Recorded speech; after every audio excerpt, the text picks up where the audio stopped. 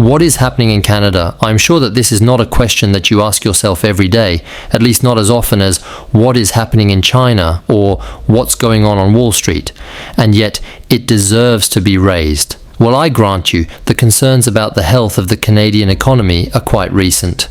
Just 15 years ago, the other North American country was perceived as a beacon of political, financial, and economic stability, a nation based on abundant natural resources, endowed with a perfectly educated and qualified workforce, integrated into the international panorama with foundations more solid than the roots of a century-old maple tree. Well, that was before. Today, Canada is watching its dreams of prosperity fly away in the face of an increasingly worrying reality. Productivity and living standards are declining, public debt is slipping, the boat is taking on water everywhere, and the sinking is not very far away. The latest statistics published by the OECD Observatory now see it as the red lantern among advanced economies for the next 30 years. In this video, I invite you to follow me to our distant Canadian cousins to try to understand how they got into such a mess. Then we will see if it is still possible to refloat the ship. Look at this. It makes me want to anyway. Can you smell the smell of humus and maple syrup? Put on your boots. We will explore this huge country that is Canada, the second largest in the world, which can contain 18 times France, but populated by almost half as many inhabitants.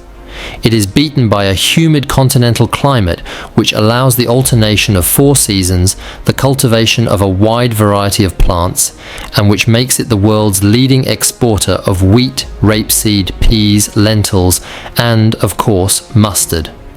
The decline, the Canadian economy, has come a long way since the 18th century, when it was based on the fur trade and fishing.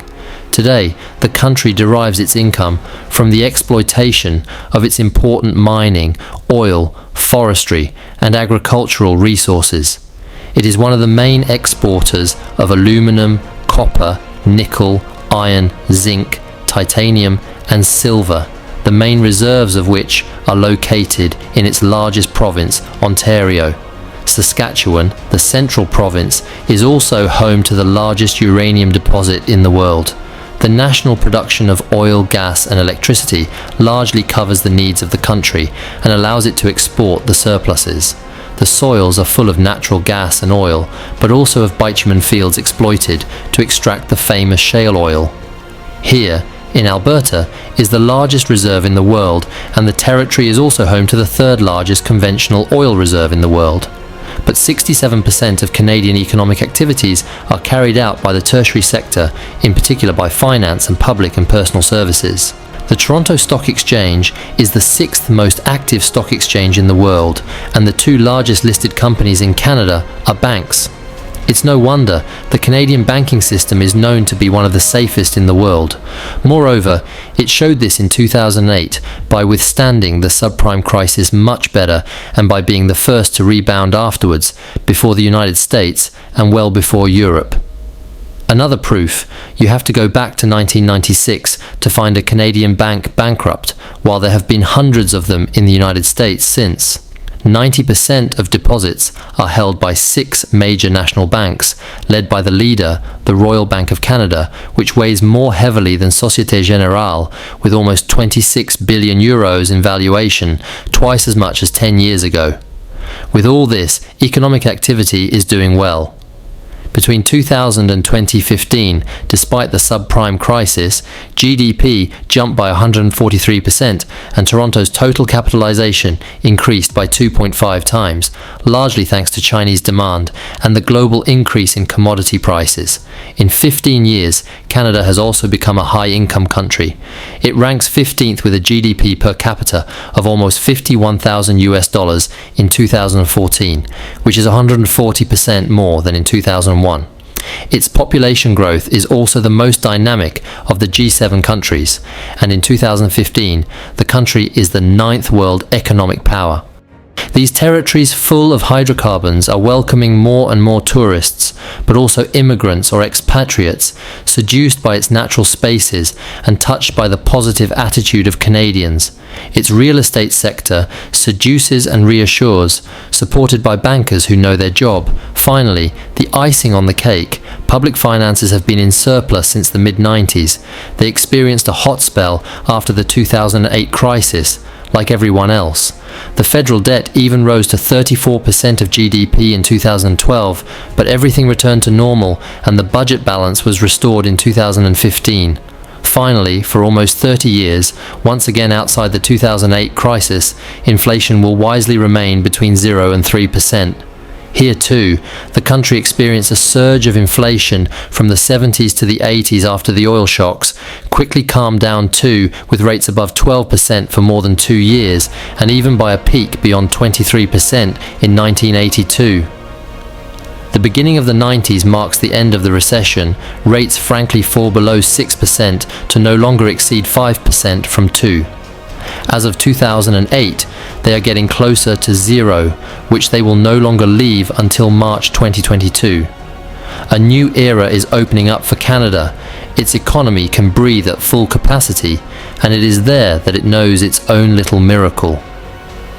2015, the year of the flip-flop, but even the best things come to an end, and that end began about 10 years ago. The Canada of 2024 no longer resembles that of 2015, and worse, the trajectory on which it is launched is causing a wave of concern among all international observers, as much as among Canadians themselves. Once considered one of the most pleasant countries to live in, it has seen its position fall alarmingly in all international rankings. GDP per capita is moving further and further away from the upward trend observed since 1981 and signals a sinister slowdown in the economy from the end of 2022. No more this insolent growth of 3% per year. In 2023, Canadian activities will grow by only 1.1%, with forecasts of only 0.7% for 2024 and barely 1% in 2025. The PMI index, which measures industrial activity, has also been in the red since the health crisis, and the weakness in business investment since 2015 suggests to the OECD Observatory that the damage is too great today, and that from now on, Canadian productivity should remain flush with daisies for at least 35 years. I add that bankruptcies are on the rise again, that households have become over-indebted to access real estate that has become much too expensive, and that food prices have jumped by 25% after 2.5 years of inflation. Finally, I end this unflattering overview of public finances that went into the red in 2016 to take off during COVID and never return to equilibrium again. The federal debt has increased from $530 billion in 2019 to $921 billion in 2024, with a new public deficit of almost $30 billion this year, and a return to equilibrium that is no longer even being discussed. But what happened? The explanations. You know that thing that happens every time a tile happens to you. First, it always happens at the worst time, and then there comes a second, then a third, then a fourth. A phenomenon summarized by the proverb that says that a misfortune never happens alone.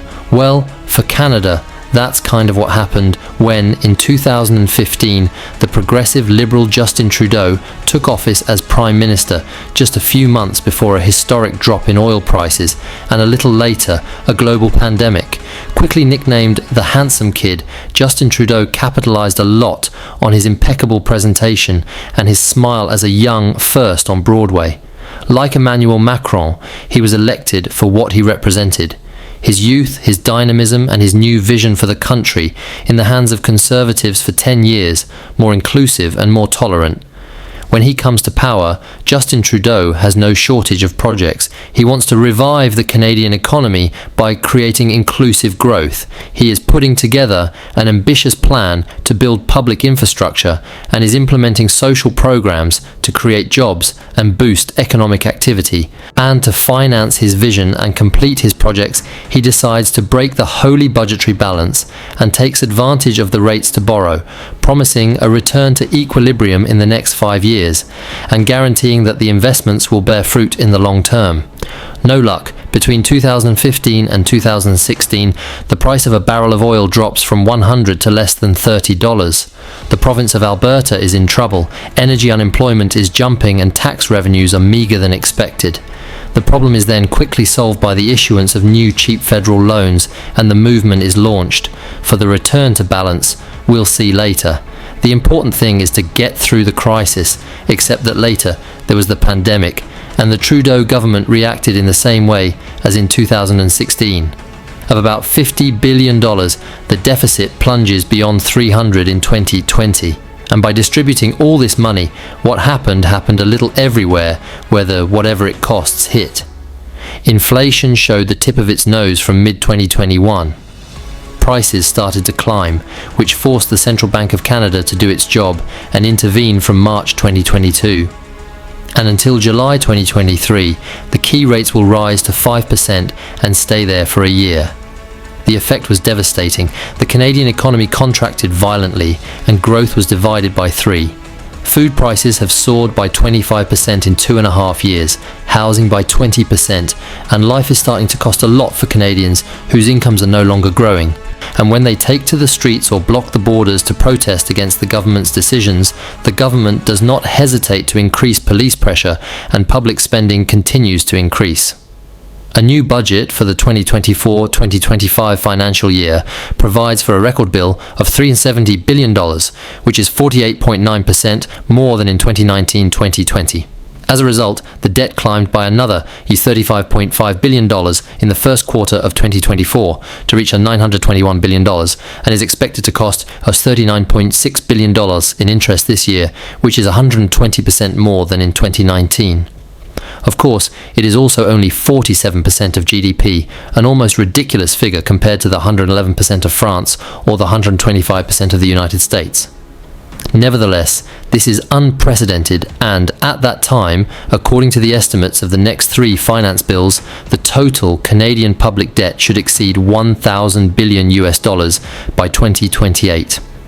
The government is taking a slippery slope while key interest rates are still very high, and the economy is preparing to go through a harsh and prolonged winter, enough to cool foreign investors even more who would not have yet been put off by the weight of taxation. In the ranking of tax champions, Canada is 5th with taxes that represent 1/3 of its GDP, and with no way to escape it. All Canadian nationals are taxed on all their worldwide income, whether they live in Canada or outside. But that's not all. So, let's summarize. In the space of 10 years, the Canadian economy, a model of management and stability, has stumbled. The choice to resort to magic money, boosted by the oil and health crises, has weakened public finances, while the country is suffering from a cruel lack of productivity. The cost of living is exploding, high rates are blocking investments, and economic activity is beginning to hibernate. It doesn't make you dream as much anymore. Not to mention that in addition to economic problems, Canada must also face fundamental challenges such as the aging of its population and, above all, the impact of climate change. In 2022, the over 65s represented 20% of the population, a share that will rise to 29% in 2068, a burden for the community that must be foreseen now. Justin Trudeau's solution is to resort to mass immigration, which already accounts for 66% of population growth. Wide open borders that are already attracting a lot of criticism. But another big threat is the disruption of the climate. Between forest fires, landslides, torrential rains, extreme cold, drought and heat waves, the country is not spared. Climate change is now expected to cost 5 to 6% of growth every year. The estimate has even been established by the Canadian Climate Institute at $13.6 billion per year for damage to buildings, $200 million per year for the melting of permafrost, and it will still be necessary to pay $250 billion to treat the victims of ozone by the next 60 years. For 2024 alone, a total budget of $25 billion in aid and subsidies is planned, and double that for the hidden part of the iceberg, the costs of which are still unknown. And there's no way to count on friends to help you out in case of a problem. Justin Trudeau has fallen out with almost everyone since his arrival, including the governments of his own provinces. Alberta and Saskatchewan blame him for counterproductive environmental policies. China has been shunning it since 2018 and the rejection of Huawei on Canadian territory. And if the United States remains the main trading partner, things could change next November. At the moment, Joe Biden is a good neighbor for Trudeau, but he knows that if Donald Trump is elected, relations will become difficult. In 2018, the former US president had called him a dishonest and hypocritical man. It promises, finally, Canadians are also starting to see their prime minister in a different light. The scandals in which he has been quoted, the bad buzz with his vacation photos on social networks, the ease with which he resorts to repressive means to silence discontent, his status as a global ambassador for the woke movement, and his very personal qualities as the Mozart of finance regularly make him lose points in the polls. The trouble is that Canada needs deep reforms to revive productivity and the industrial tool and become attractive to investors again. But after all the observers that I have quoted in this video, as things currently stand, and even if the recession has been technically avoided, no rescue scenario is envisaged. In other words, no one believes that Justin Trudeau is the man for the job. So how far do you think the fall of Canada will go? I am addressing in particular to you who live or have lived there. I am really curious to know your experiences and to know if you have noticed more complicated month ends or a decrease in the quality of public services. See you soon on Money Vision.